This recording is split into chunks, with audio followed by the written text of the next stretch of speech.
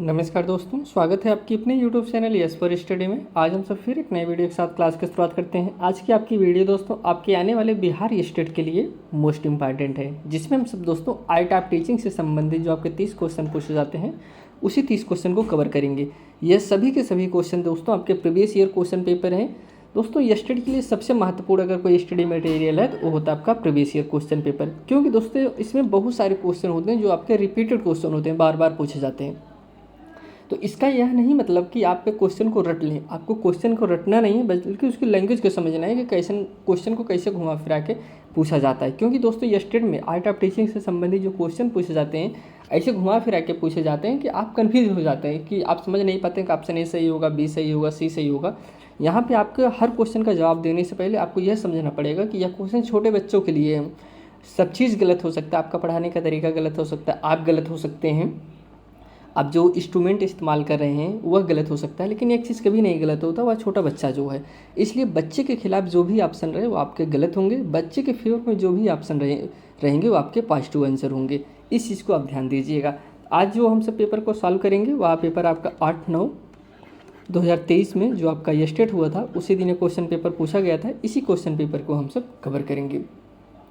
इसकी PDF के लिए दोस्तों आपको डिस्क्रिप्शन में लिंक मिल जाएगा, वहाँ से जाके आप इसकी PDF भी डाउनलोड कर सकते हैं। अगर आप इस चैनल पर नहीं तो चैनल को जरूर सब्सक्राइब करिए और आप यह भी बताइए कि आपको क्लास कैसी लगी। दोस्तों आइए चलिए हम सब आगे बढ़ते हैं और क्लास की शुरुआत करते हैं। पहला क्वेश्चन है, इनमें से कोई एक शिक्षण प्रविधि नहीं है। प्रविधि की दोस्तों सेम टू सेम इसके पहले वाले जो हमने प्रीवियस ईयर सॉल्व कराया था उसमें भी आया था प्रविधि। हमने विधि के बारे में बताया, प्रविधि के बारे में ही बताया था। प्रविधि होता क्या है, सबसे पहले इसके बारे में थोड़ा सा आपको हम बताते हैं। जैसे इसमें है अभ्यास, किंडरगार्टन, चित्रण और नाट्य रूपांतरण। अब इसमें जो राइट आंसर है किंडरगार्टन, इसमें से कह रहे हैं कोई एक प्रविधि नहीं है। यह प्रविधि नहीं है दोस्तों। प्रविधि मतलब कि जिसमें कोई सिस्टम से नहीं होता। जैसे शिक्षण की किंडरगार्टन प्रणाली जो है एक जर्मन शिक्षा शास्त्र फ्रेडरिक फ्रोबल द्वारा प्रस्तावित किया था। इसको भी जानते रहे, फ्रोबल ने इसको दिया था किंडरगार्टन प्रणाली। इस विधि के अंतर्गत फ्रोबल ने बच्चों को पौधे के रूप में और शिक्षकों को बागवान अथवा माली के रूप में चित्रित किया है। ये तो हो गया दोस्तों किंडरगार्टन के बारे में, बहुत ही महत्वपूर्ण है और इससे टॉपिक से क्वेश्चन जरूर आपके एग्जाम में पूछे जाएंगे किंडरगार्टन से। अगर हम सब प्रविधि की बात करें तो प्रविधि वह चीज़ होता है जिसे जो चीज़ बच्चे अभ्यास के तौर पे सीखते हैं, करके सीखते हैं, वो आपका प्रविधि कहलाती है। तो इसमें देखिए अभ्यास करके सीखना, चित्र के माध्यम से सीखना, नाट्य करके सीखना, तो ये सब आपकी प्रविधि हैं। लेकिन किंडरगार्टन एक आपकी विधि है, तो इसलिए ऑप्शन इसमें बी ही गलत है और बी ही आपका राइट आंसर हो जाएगा, क्योंकि इसमें नहीं पूछा गया है। नेक्स्ट क्वेश्चन बढ़ते हैं। नेक्स्ट जो क्वेश्चन है क्लासिकल कंडीशनिंग है दोस्तों, क्या है, सहचर्य अधिगम, स्वायत्त अधिगम, सहायक अधिगम या फिर सहयोगात्मक अधिगम। जो क्लासिकल कंडीशनिंग का मतलब क्या है, अगर इसमें हम सब राइट आंसर की बात करें तो इसमें राइट आंसर हो जाएगा सहचर्य अधिगम। क्लासिकल कंडीशनिंग मतलब सहचर्य अधिगम। इसके बारे में हम आपको बताते हैं। जो सहचर्य अधिगम है, सबसे पहले जो राइट आंसर आपका सहचर्य अधिगम है, ठीक है। जो क्लासिकल कंडीशनिंग है इसकी खोज किसने, किस मनोवैज्ञानिक ने किया था, तो आप जानते रहे पावलोव, इवान पावलोव ने इसकी खोज किया था। एक क्वेश्चन यहाँ से और बनता है, पावलोव जो है अपना प्रयोग किस पे किया था, आप कहेंगे कुत्ते पर किया था, कुत्ते की घंटी के आवाज़ से लार टपकाने को उन्होंने किया था। यह भी जानते रहे इसकी खोज किसने किया था, पावलोव ने अपना प्रयोग किस पे किया था, कुत्ते पर किया था। इनका जो मेन पॉइंट था क्या था, इसमें इन्होंने उत्तेजना और प्रतिक्रिया को जोड़ा था, स्टिमुलस एंड रिस्पॉन्स। जैसे अगर हम किसी के सामने भोजन ला रहे हैं तो उसकी उत्तेजना कैसी हो रही है, ये फिर रिस्पॉन्स कैसा दे रहा है, इसके बारे में इन्होंने बात किया था। तो आइए अगले क्वेश्चन बढ़ते हैं। करें प्रभावकारी शिक्षण विधि है कौन सी है दोस्तों, प्रदर्शन एवं व्याख्यान विधि, परंपरागत व्याख्यान विधि, अन्योन्य क्रियात्मक व्याख्यान या फिर कोई भी नहीं। देखिए प्रभावकारी शिक्षण विधि कब होगी, आप ऐसे क्वेश्चन खुद से भी करने का प्रयास करिए। आप कहेंगे प्रदर्शन एवं व्याख्यान विधि है, कहेंगे तो सही है। इसके बाद है परंपरागत व्याख्यान विधि, यह भी तो देखिए सही ऑप्शन आपके सभी होंगे, लेकिन जो सबसे ज़्यादा सही है, जो एकदम एग्जैक्ट सही ऑप्शन दिखा रहा है, वही आपका राइट आंसर होगा। अब इसमें जो राइट आंसर हो जाएगा प्रदर्शन और व्याख्यान विधि, ये तो सही है, लेकिन जो सबसे ज़्यादा सही है अन्योन्य क्रियात्मक व्याख्यान विधि। ऑप्शन इसमें सी इज करेक्ट आंसर है। देखिए अगर इसकी बात करें तो अन्योन्य क्रियात्मक व्याख्यान विधि एक ऐसी शिक्षण विधि है, कैसी है दोस्तों, एक ऐसी शिक्षण विधि है जिसके द्वारा शिक्षक और छात्र एक दूसरे को समझने में मदद करने के लिए तथ्यों, सिद्धांतों, संबंधों को तथ्यों को समझने का प्रयास करते हैं। ये अन्योन क्रियात्मक व्याख्यान विधि, इसमें दोस्तों टीचर भी इंगेज होता है, शिक्षक बालक भी इंगेज होता है। तो दोनों लोग इंगेज होकर सीखेंगे सबसे ज़्यादा अच्छे से सीखेंगे। यह भी ऑप्शन आपका सही है, लेकिन जो सबसे ज़्यादा सही है ऑप्शन सी सही है। नेक्स्ट क्वेश्चन बढ़ते हैं।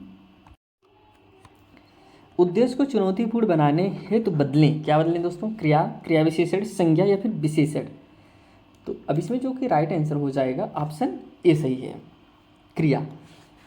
उद्देश्य को चुनौतीपूर्ण बनाने हेतु बदलें, क्या बदलें दोस्तों? क्रिया, क्रिया बदलनी चाहिए। क्या बदलनी चाहिए? क्रिया बदलनी चाहिए। तो नेक्स्ट क्वेश्चन बढ़ते हैं। संश्लेषण का अर्थ है, संश्लेषण का क्या अर्थ है? पहला ऑप्शन है नवीन विचार का निर्माण, सेकंड ऑप्शन है नवीन वस्तु का निर्माण, थर्ड ऑप्शन है अद्वितीय उत्पाद का निर्माण, या फिर उपयुक्त सभी। संश्लेषण का अर्थ क्या होता है? देखिए यह सभी ऑप्शन सही हैं। संश्लेषण का अर्थ क्या होता है? नवीन विचार का निर्माण भी होता है, नवीन वस्तु का निर्माण भी होता है, अद्वितीय उत्पाद का निर्माण भी होता है, इसलिए इसमें राइट आंसर होगा। संश्लेषण का मतलब ये होता है कि ये सभी चीज़ें संश्लेषण के अंतर्गत आती हैं। तो नेक्स्ट क्वेश्चन बढ़ते हैं।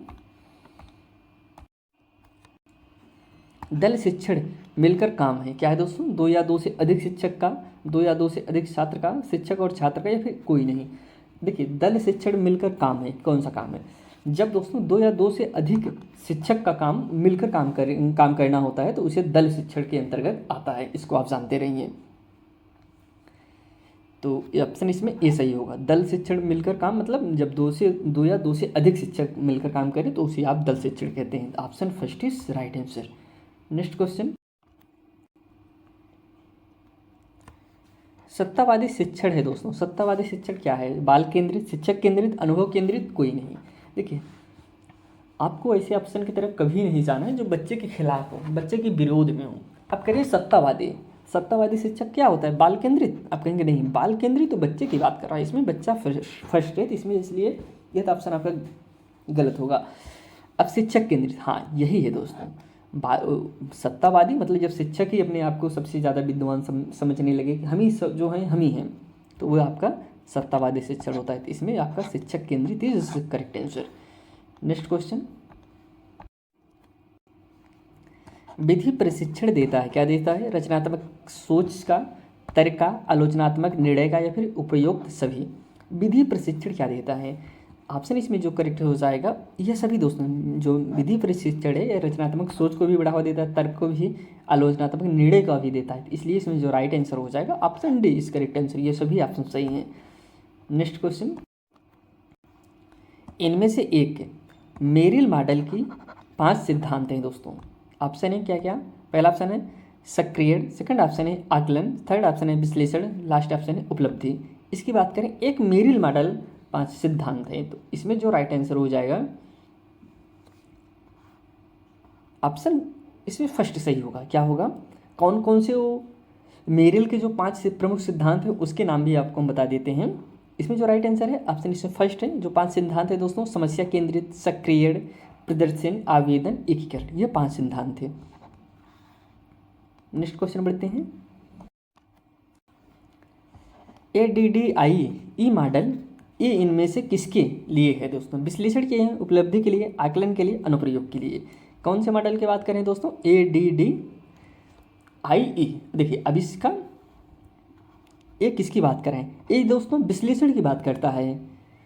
ये किसकी बात करता है? विश्लेषण की। तो ऑप्शन इसमें ए इज करेक्ट आंसर। एनालिसिस ना, ए विश्लेषण को क्या बोलते हैं? ए से एनालिसिस हो जाता है, डी से डिजाइन होता है, फिर अगले इसमें यही तो होता है ADD, इसके बाद I E। ए से हो जाएगा एनालिसिस, डी से डिज़ाइन हो जाता है, फिर डी से डेवलपमेंट हो जाएगा, फिर आई से दोस्तों इम्प्लीमेंटेशन हो जाएगा, और इसके बाद ई बचता है, इसका क्या जो है इवैल्यूएशन हो जाएगा, मूल्यांकन कहना। तो इसका मतलब ये होता है, ये मतलब क्या है? विश्लेषण है। Option A is correct answer.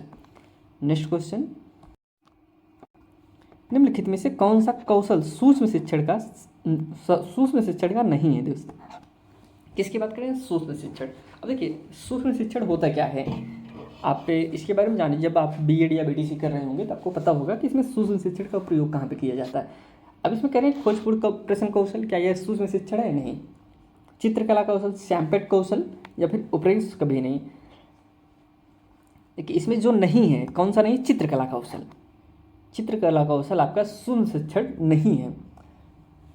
सूक्ष्म शिक्षण शिक्षक प्रशिक्षण की एक प्रक्रिया है। किसकी बात करें? यह जो सूक्ष्म शिक्षण होता है, यह शिक्षक की प्रशिक्षण की प्रक्रिया है। इसको भी आप जानते रहिए, जो सूक्ष्म शिक्षण किसका है? वो शिक्षक की प्रशिक्षण की एक प्रक्रिया होती है जो शिक्षण की स्थितियों को सरल बनाती है। ऑप्शन इसमें B is correct answer. Next question, प्रशिक्षण द्वारा किया जा सकता है, क्या किया जा सकता है? कौशलों का विकास, स्वस्थ आदतों का विकास, कृत्रिम व्यवहार का निर्माण, इनमें से कोई नहीं। प्रशिक्षण के द्वारा क्या किया जा सकता है? प्रशिक्षण आप करते हो तो उससे क्या होता है? आप कहेंगे प्रशिक्षण के द्वारा कौशलों का विकास किया जा सकता है। प्रशिक्षण के द्वारा हम कौशलों का विकास करते हैं, तो ऑप्शन इसमें first is correct answer. Next question,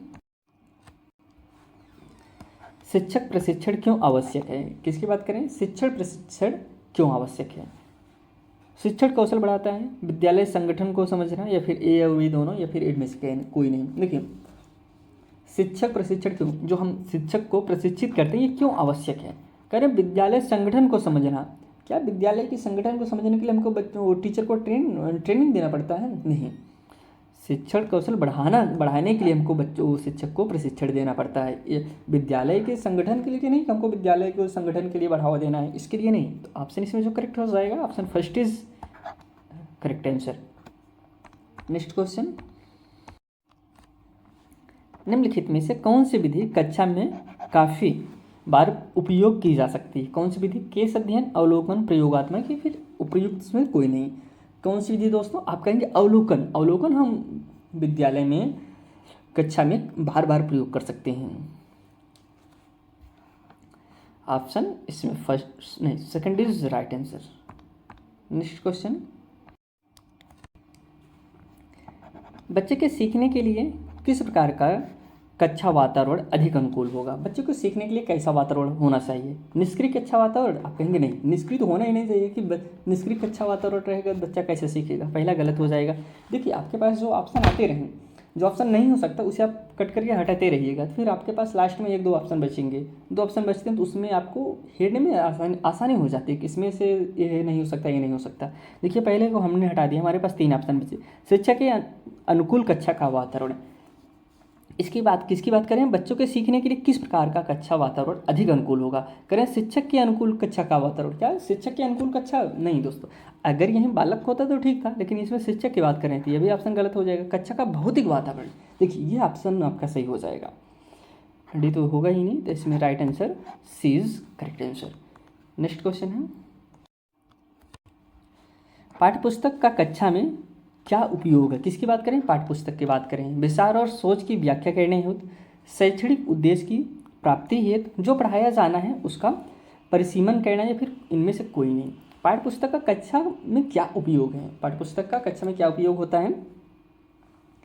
तो इसमें कह रहे हैं पहला, जैसे विचार और सोच की व्याख्या करनी हो, क्या पाठ्यपुस्तक का यह प्रयोग होता है? आप कहेंगे नहीं, इससे अच्छा हमको चाहिए ऑप्शन शैक्षिक उद्देश्य की प्राप्ति हेतु। अभी तो ये सही लग रहा है कि हमको हमारा जो शैक्षणिक उद्देश्य है उसे प्राप्ति के लिए हमको एक पुस्तक चाहिए जिसके माध्यम से हम पढ़ाई कर सकते हैं, ये तो ठीक लग रहा है।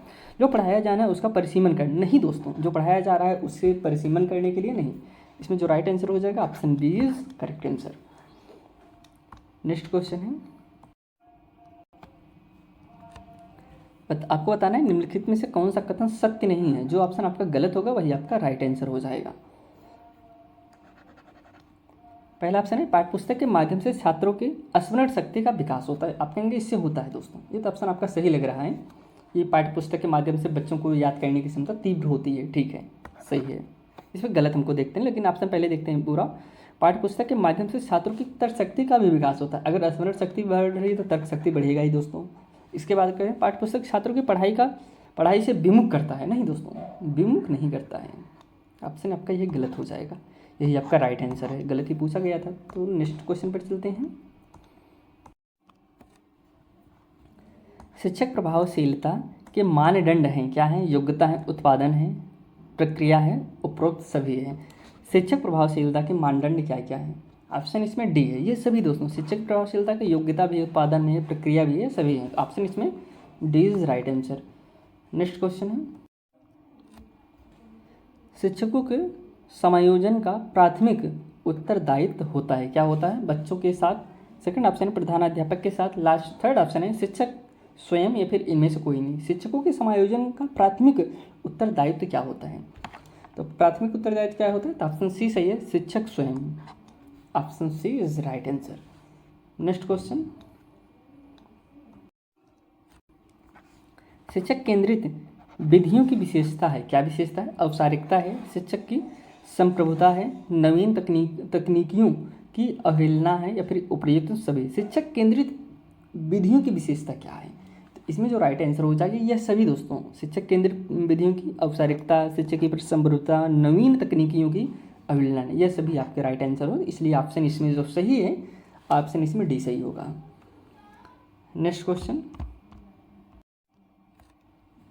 एक अच्छे मूल्यांकन में खाली जगह नहीं होता है। अच्छे मूल्यांकन में क्या नहीं होता है? वैधता, विश्वसनीयता, वस्तुनिष्ठता, फिर व्यक्तिनिष्ठता।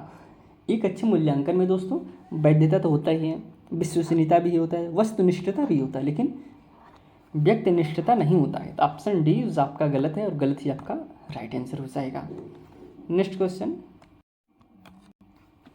बिहार विद्यालय परीक्षा समिति द्वारा संचालित मैट्रिक की परीक्षा का प्रकार है, कैसा है?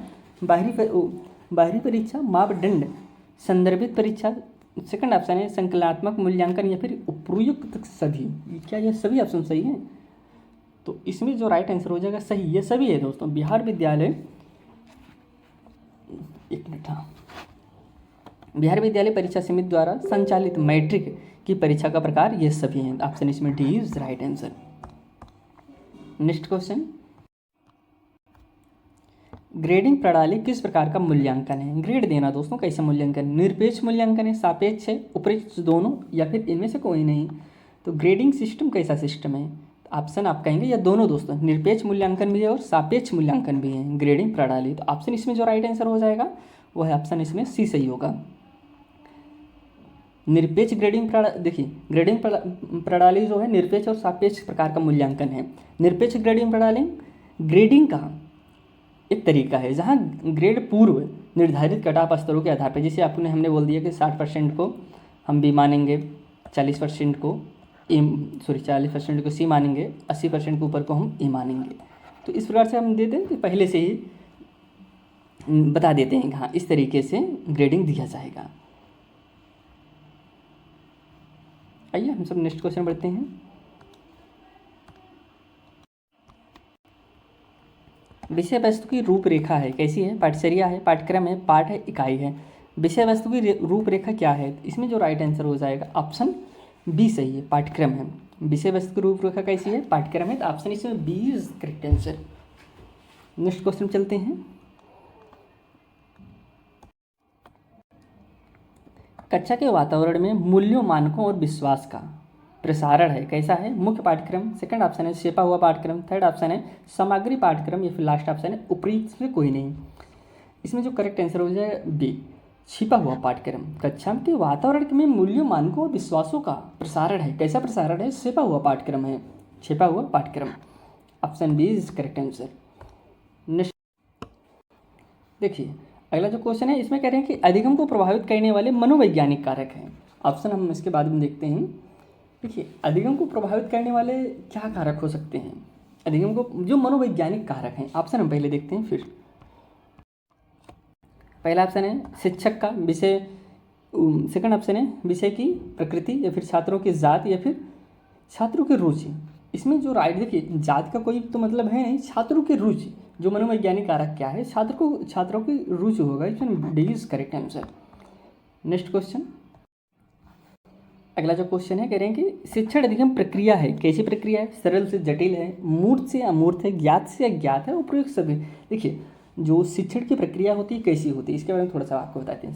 शिक्षण की प्रक्रिया सरल से जटिल की तरफ, हाँ हमसे पहले बच्चों को उदाहरण देते हैं, फिर उसके बाद धीरे धीरे कठिन की तरफ, नियम की तरफ जाते हैं, ये तो सही ऑप्शन है। मूर्त से अमूर्त, कोई चीज़ वस्तु को दिखाकर फिर उसके बारे में बताएं। यह भी तो सही है दोस्तों, हम बच्चों को पहले कोई चीज़ दिखाएं फिर उसके बारे में बताएं। मूर्त से अमूर्त, पहले दिखाकर फिर अमूर्त की तरफ ले जाएं, ठीक है। ज्ञात से अज्ञात, पहले बच्चों को हम वह चीज़ बताएं जो बच्चा जानता है, जो ज्ञात है, फिर उसके बाद हम अज्ञात की तरफ ले जाएं। तो ऑप्शन तीनों सही हैं, तो इसलिए राइट आंसर इसमें डी होगा। Next question,